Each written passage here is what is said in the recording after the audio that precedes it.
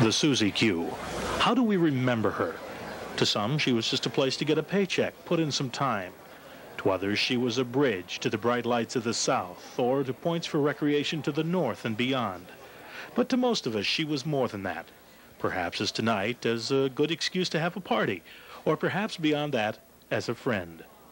Each of us have our own memories of the Sunshine Coast Queen, our work, our play. But how well did we really know her? Where did she come from? Where did she go? For that story, my friends, I'd like to take you back. Back, as they say in the movies, to a time long ago, and a place far, far away.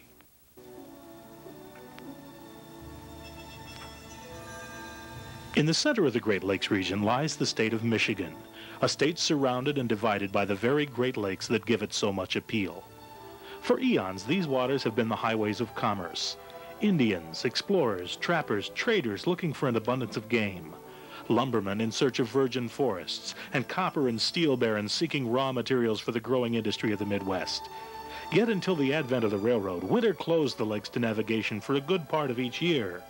Perhaps nowhere is this more apparent than at the Straits of Mackinaw, a 5-mile-wide channel separating Lakes Michigan and Huron and dividing Michigan State into two different worlds.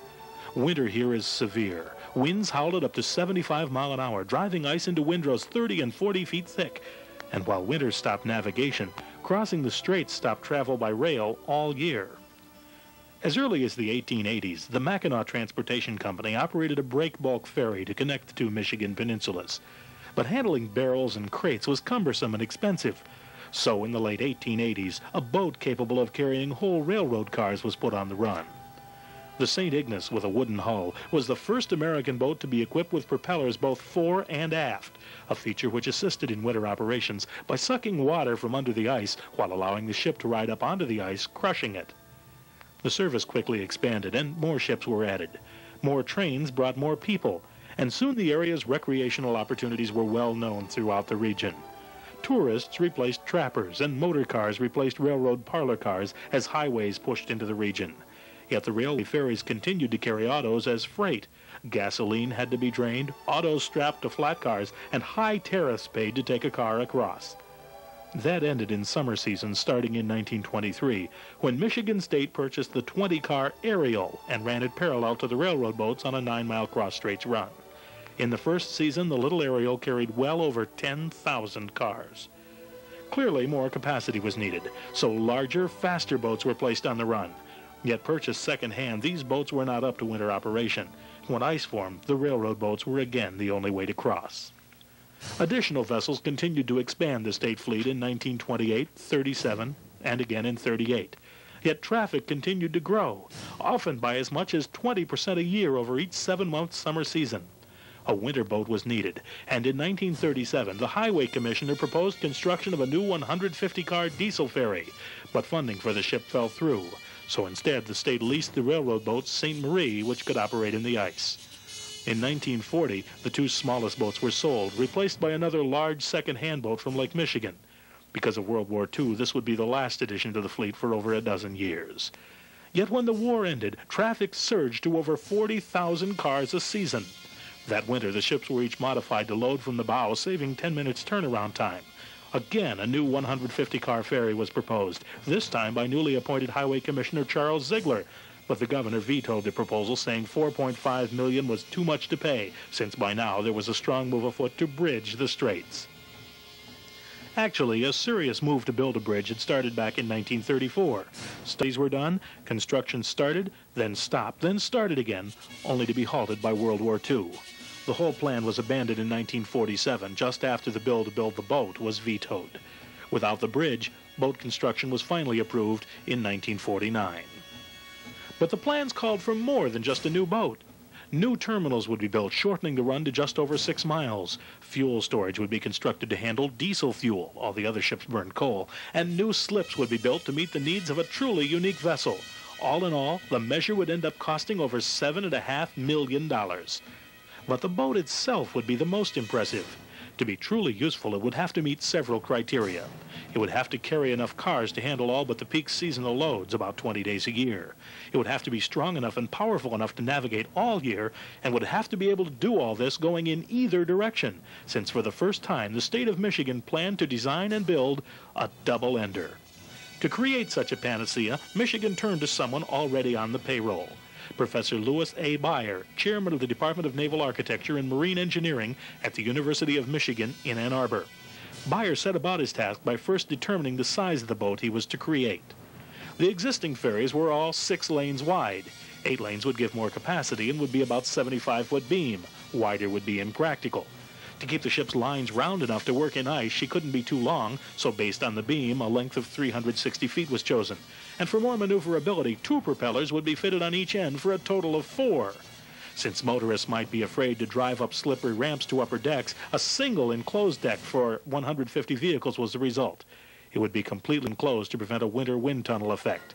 And finally, for sufficient power, Bayer projected 10,000 horsepower would be needed. The ship Professor Louis Bayer planned would be the largest, most powerful double-ended ferry in the world. The Great Lakes Engineering Works of River Rouge, Michigan, a Detroit suburb, was selected to construct the new ferry.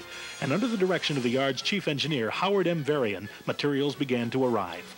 Hull number 296 would be built of 1 1/8-inch steel with reinforced 1 3/4-inch plating in the ice-crushing ends. For maximum strength, the hull would be riveted and welded with frames every 2 feet, not 5. She would be the heaviest ferry for her size ever built. Bids were taken on diesel-electric, Uniflow steam, and direct-drive diesel propulsion. Controversial tests showed gears might be a problem in the ice, so while direct drive was chosen, the engines would be coupled to the shafts through electromagnetic couplings. These would let the power be disengaged or would absorb the shock, protecting the engine should a wheel come up standing in pack ice. The 4 main engines would be Nordberg TSM 218-31 8-cylinder direct reversing 2-cycle diesels. They'd have a 31-inch stroke in a 21.5-inch bore.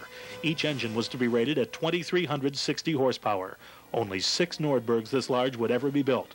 4 went directly into this boat. Power would be transmitted to the shafts through specially designed Westinghouse electromagnetic couplings. Each would be 115 inches in diameter and would weigh 17 tons. The propellers, personally designed by Professor Bayer, were to be marvels. Cast of manganese bronze, they would have 3 blades, a 12-foot 3-inch diameter, with 9-inch thickness at the hub, tapering to 1 3/4 inches at the tip of the blades. Each wheel would weigh nearly 8 tons and would spin at up to 165 RPM. In 1950, tank tests at the university showed slight design changes would give better shear, so the ends of the plans were modified with uplifted decks consistent with fitting under the aprons in the docks. And in May of 1950, the keel was laid in River Rouge. Progress was quick, and within a year, April 1951, Hull 296 was ready to be launched into the Detroit River. Christened Vacation Land by Commissioner Ziegler's daughter, Barbara Ann, the ferry was side-launched on April 7th and immediately towed to a fitting berth where superstructure construction began. The car deck was designed to withstand a load factor of 2 trucks abreast, each with a single-axle load of 16 tons. It was enclosed by a pair of doors at each end. Each door section weighed nearly 4 tons. Heavy fastenings would lock the doors for open sea runs. Above, on the spar deck, accommodations were included for a liveaboard crew of 49. A complete galley would serve meals to be enjoyed in a pair of messes, one for officers and one for crew. At either end, identical passenger observation lounges were constructed for comfort as well as the view. A wide promenade deck extended down each side. Here were located the anchor windlasses to keep the car deck free of bulky machinery. On the boat deck, another flight up, were twin pilot houses, each with a chart room. A winch room aft housed constant tension winches used for mooring the ship on each landing. Twin funnels capped the fiddly amidships. These contained engine mufflers and a distinctive Leslie Typhon steam whistle. The boat deck was completed by 6 25-man lifeboats and their davits. Streamlined cowlings and rounded corners completed the ultra-modern design.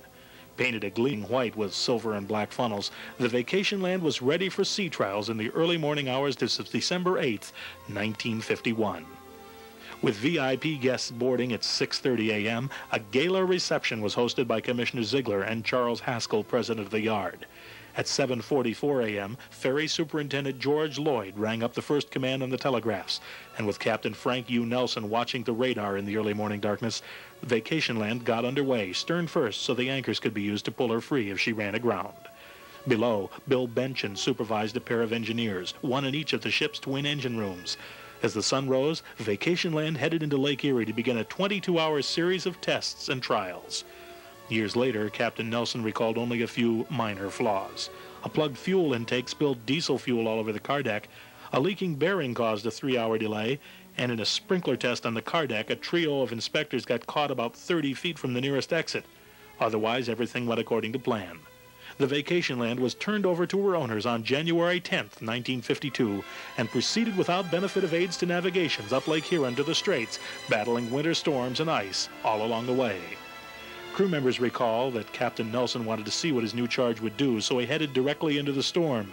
Heavy seas knocked the bow door off its trolley, a defect quickly repaired while underway. Aside from that, the trip went smoothly. Yet third mate Gerald Cronin recalled she handled like a hog going to war, and told Beyer she should have had a jib to help her land in the wind. The Vacationland made St. Ignace about 8:30 on the morning of January 12th, and was put into regular service the very next day. From the start, Vacationland was a success at doing what she was designed to do. Sure, there were occasional hard landings, mostly caused by unexpected winds and currents, but over the next 5 years, she became a familiar sight at the Straits. Millions rode her without major incident. But in her last year of state service, that was about to change. In April 1957, heavy winds drove pack ice high into Vacationland's Mackinaw City slip, making it impossible for her to land. Wind and fog impeded efforts to free her, and when the wind shifted, the moving ice drove her aground. Only through the efforts of the Coast Guard cutter Mackinaw did the ship finally reach her dock 22 hours later. From 1952 to 57, Vacationland was a veritable success, but there was one difficulty no one could begin to overcome. Even as Vacationland was entering service, pro-bridge forces rallied support, and a new bridge construction effort was begun in 1953. Under construction for 4 years, the mighty Mac opened for traffic on time November 1st, 1957, putting auto ferry service across the Straits to an end. Though less than 5 years old, the Vacationland joined the rest of the fleet in surplus layup. One by one, the boats went to scrap or to new owners. But for 2 long years, Vacationland sat tied in her Mackinaw City slip. Only once did people crowd her decks. In the summer of 1958, to control crowds who'd come to see the bridge, the state police stationed 100 officers in Mackinaw City. The ship was turned into a huge floating dormitory for the occasion. There were plans and schemes for a white elephant disposal. A Chicago boy offered $5, and a Greek shipping magnate suggested they cut her in half and build 2 new bows. But most ideas came to naught.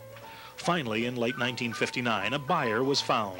Carson E. Jack Dalton, a former Ford Motors executive, and Stanley Carter, a contractor and investment banker, had recently reorganized the Detroit Atlantic Navigation Corporation, a company at the forefront of containerized shipping on the Great Lakes. Danco had been shipping van bodies on the decks of lake freighters up to Duluth, and they felt a roll-on, roll-off vessel might be just the ticket to extend their service between Detroit and Cleveland, Ohio. Danco put down a $150,000 deposit on the $1.2 million purchase price and moved the ship to Port Weller on the Lake Ontario end of the Welland Canal, where dry dock space was available. On the way, the ship broke ice to free several stranded ships, and thus opened that year's Welland season. She returned to Detroit, where she received a new, more worker-like paint scheme, gray with red and black funnels, and a new name, Jack Dalton, after the famous outlaw, and the nickname of her corporate president. Christened by Carson Dalton's wife Ruth in ceremonies at Danco's Detroit Pier, the ship began her new career with 23 loaded trailers bound for Cleveland on May 3, 1960. Upon her arrival, her owners hosted a gala reception for the mayor, civic and shipping leaders, and one dyed-in-the-wool ferry boat fan, your narrator, at age 10. Company literature claimed the fishy-back service that Alton supplied would slash Detroit-Cleveland shipping costs, but Jimmy Hoffa and the Teamsters Union claimed she would slash union truck drivers' jobs on the profitable Detroit-Cleveland run. Dalton's grandson, Carson III, has studied old Danco records, and he believes the Teamsters mounted a subtle yet effective campaign to drive fishy-back business away. Although over a dozen shippers had agreed to connect with the new service, one by one they dropped out over the next few weeks, and by midsummer the Dalton sailings had dropped from daily to weekly to none. By July, Danco was forced to lay off crew members and only paid interest when the first quarterly payment for the boat was due. In October, both interest and principal were missed entirely. So on November 16th, U.S. Marshals served a writ, effectively seizing the vessel. Another period of layup began. Tied in her dock on the Detroit River, with only a watchman aboard, the Dalton again languished, until another buyer emerged. This happened in June of 1961. And even as C.A. Girardin of Rimouski, Quebec, announced $1.2 million plans for the ship, it appeared that Dalton was ready to go to work again. In a late-night squall just after the purchase was announced, the ship parted her bow lines and swung dangerously out into the river current, held only at her stern. Only an alert watchman averted disaster when he dropped the hook, preventing the bow from swinging further into the stream. And so it was that in the summer of 1961, at the age of 9, the second most powerful ship on the Great Lakes left the city of her birth for the final time. Repainted white with a black hull and anchor pockets, and NS replacing the D on her stacks, the Dalton began a new career for the Compagnie de Navigation North-South. She would carry trucks, autos, and passengers on a 50-mile crossing of the St. Lawrence River between Rimouski and Bay Como under the name Père Novel for the first Christian missionary on the river's north shore. Plans called for one round trip a day. For passenger comfort, a snack bar was installed on the port side of the forward lounge, and a bar was included to starboard. Riders could then really enjoy the 3 to 3.5 hour crossing. Yes, for the time being, the ship seemed again to be a success, the run saving a 225-mile drive to cross the river by the nearest bridge. Taking the run in January 1962, the Père Novel remained in Quebec through the mid-1960s. But meanwhile, on the west coast of Canada, trouble was brewing. The waters of British Columbia developed as did those of Michigan. Hunters, trappers, and traders pioneered the routes. Later, railroads and private operators initiated formal ferry services. And much like Michigan's Upper Peninsula, BC's Sunshine Coast developed into a haven for those who sought life at the relaxed pace, slightly apart from city life. Horseshoe Bay ferry service from just north of Vancouver was formalized by Captain Alexander Peabody, who moved north in 1951 when Washington State took over his Puget Sound Navigation Company to form Washington State Ferries. Poking into Canadian coves and bays, Peabody charted the course for Black Ball of Canada, which would offer more streamlined and convenient service than the railroad competition. Things went well until a ferry boat strike in 1958 set the BC government into motion to enter the ferry business, starting BC Ferries on a route from Tsawwassen, near Vancouver City, to Swartz Bay on Vancouver Island in 1960. The public liked the new government boats and services, and under pressure because of his older fleet, Peabody sold his operations from Horseshoe Bay to the government in 1961. With expanding traffic, Sunshine Coast Service cried out for improvement as the old boats inherited from Peabody were in poor shape and just couldn't meet the demand. The Coloki, formerly the 1903-built Asbury Park, and the Seashell Queen, formerly the Chinook, just couldn't carry enough cars, plus BC Ferries needed their services elsewhere in their growing fleet. But within half a decade, a solution seemed at hand. BC's premier, W.A.C. Bennett, had been searching for more capacity, and he found it in 1967 when he learned a huge ferry was possibly available from the St. Lawrence River. Actually, it was a ploy by our operators to get a larger operating subsidy, but when that plan fell through, Quebec's North-South Company agreed to sell their expensive-to-operate Père Novel. Saltwater had caused headaches with hull rivet maintenance, and competing services had sprung up nearby anyway. So while BC shipbuilding unions screamed, Bennett completed the deal to buy the ship for $1.6 million, and in early May, a hand-picked crew was flown to Quebec to prepare the vessel for the trip west. With Captain Robert Montgomery in command, the ferry left Quebec on May 19, 1967, and in 10 days reached the Panama Canal. But what a 10 days. Before leaving, she'd received a new name, the Sunshine Coast Queen, which immediately caused confusion. One radio operator asked, "What's a Sunshine Cold Cream?" And they were regarded suspiciously by a Navy ship off Guantanamo, Cuba, which couldn't find the ship's new name in any published guides. In those 10 days, an Atlantic storm pitched 40-foot waves. The ship rocked and rolled. There were reports of footprints on the bulkheads and overhead. But when the skies finally cleared and the seas finally calmed, the crew found they had BC Ferry's first ship with a built-in swimming pool. After a brief refueling stop in Cristobal on the east end of the Panama Canal, the Sunshine Coast Queen began the 9-hour trip to the Pacific, a trip which would take another 13 days. Off the U.S. West Coast, the Coast Guard asked Captain Montgomery to identify his charge. "We're the Sunshine Coast Queen," Montgomery replied. "And what are you?" asked the Coast Guard. "Darling," said Montgomery, I'm a great big ferry. And big she was. When the ship arrived at Dee's Dock, BC Ferry's maintenance base on the Fraser River, she was still the largest ferry boat in the world. And as the paint shop crew at Dee's watched, the ship performed her first official BC Ferries act. She ran aground. Painters scattered as their forward screws threw up rocks the size of Volkswagens. Yet later in dry dock, little damage was found. The trip west saw several changes to the ship. For the ocean voyage, her side doors had been removed and plated over. Her funnels were repainted BC blue with dogwood emblems. But after a paint job and other work at Dee's, even more changes were to come. In a $600,000 conversion at McKay Cormick Shipyards in Victoria, BC Ferries redesigned her into the ultimate passenger and auto ferry. Contract specs were over an inch thick and 150 pages long. Accommodations were ripped out to enlarge passenger lounge space. New stairways were cut into the spar deck as the old ones were ripped out to provide room for platform ramp hydraulics on the car deck. The platform ramps increased auto capacity to over 170 cars. Her guards were widened 18 inches, and her bows were extended up to 20 feet to make her more compatible with existing wing walls. A storage locker was added on the bow to service a new cafeteria in the forward lounge. And almost throughout, she became the first major BC Ferries ship to receive a new innovation, carpeting, appropriately in dogwood green. Below, engine controls were consolidated into a single pneumatically controlled console. Later, a sound deadening booth would be added. Nicknamed the Susie Q, the Sunshine Coast Queen, now BC Ferry's biggest ship, entered service across Howe Sound in May 1968, again drenching dignitaries on her car deck when her sprinkler system drained during the inaugural voyage. With her platform decks and bow extensions, the Sunshine Coast Queen had once again recaptured the title, the largest double-ended ferry in the world. For the next several years, the Susie did the job she was designed to do, and for the most part, she did it well. Again, she did make some hard landings. In fact, Captain Al White, who experienced one such bump a year to the day after she went into service, said she was built as an icebreaker.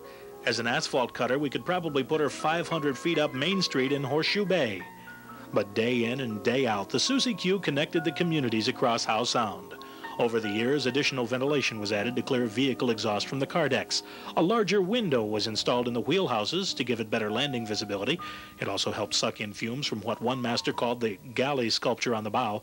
And with her consort, the Langdale Queen, ex-Coloquy, ex-City of Sacramento, ex-Asbury Park, the Sunshine Coast Queen, ex-Père Novel, ex-Jack Dalton, ex-Vacationland, became kind of a house on landmark. But times do change.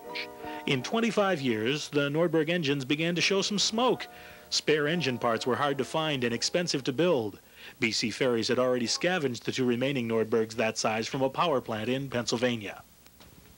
The Susie had never been fast. Weighted down with extra ballast to keep her low enough to match other ships at the apron, she was slower still. And to extend engine life, she was run even slower yet.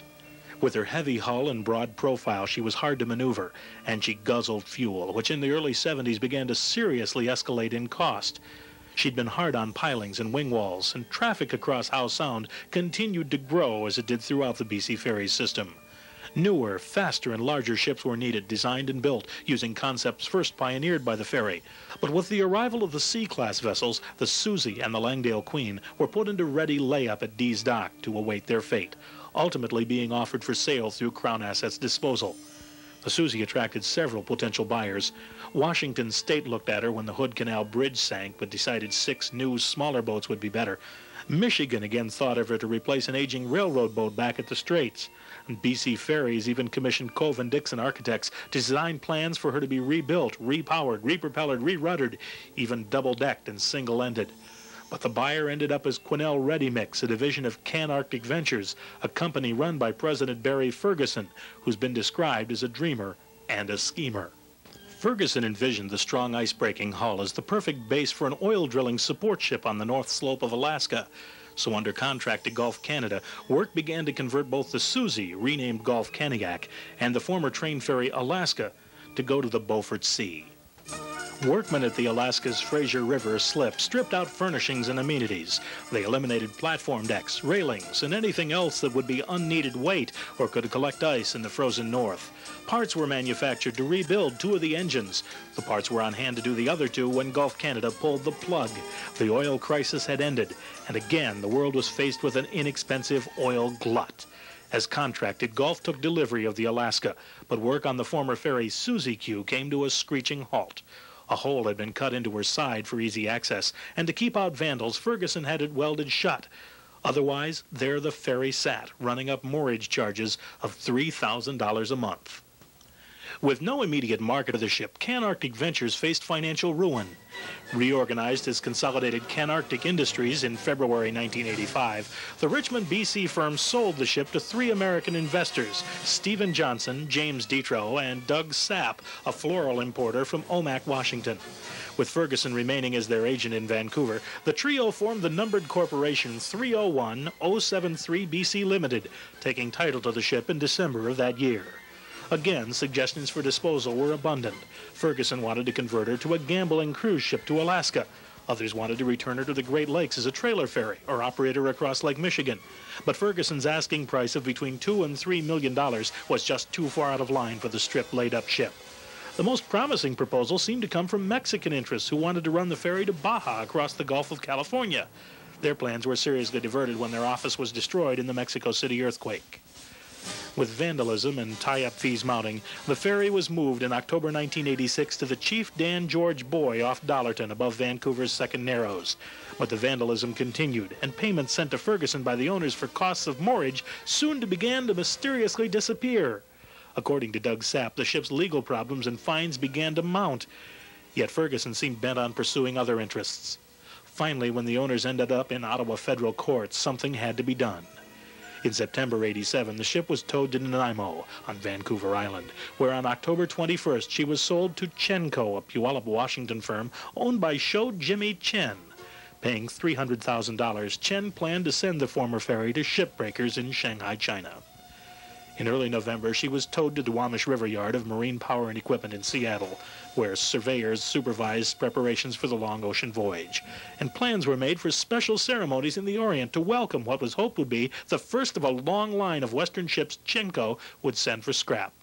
On the ship, the bow doors were welded shut, welded tight to the car deck and braced with angle beams. Windows and ports were plated over or boarded up, and the few artifacts not already stripped by vandals were removed to be sold in Chenco's retail store for restaurant or other nautical decor. With everything thought to be secure, the Gulf Caniac joined a former World War II freighter, the Rose Knot, in a tow bound for Nantong, China, leaving Seattle about 8:30 Thanksgiving morning, November 26, 1987, behind the Japanese tug Hoshin No. 8. Under the command of Captain Tatsuo Oda, the Hoshin made good time, dropping off Puget Sound pilot Denny Stensager at Cape Flaherty at 3:30 the morning of November 27th. Reports showed the vessels making about 5 knots, with the Rose Knot first, followed by the Gulf Caniac being towed stern first at the rear. Chen projected the tow should reach China sometime between Christmas and the New Year.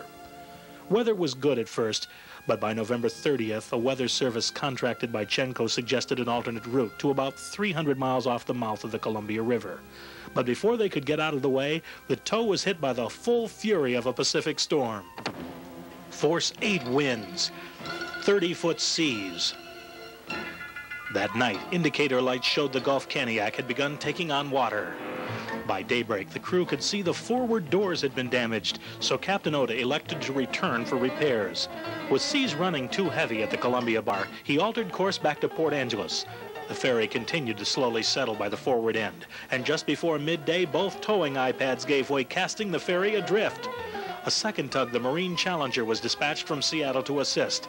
By the morning of December 2nd, the storm had calmed enough for a crew to try to board, but the Jacob's ladder had been swept away, and it was still too rough to try the permanent ladder's rungs. They also found the emergency towing pennant could not be recovered. No one had launched it when leaving Seattle.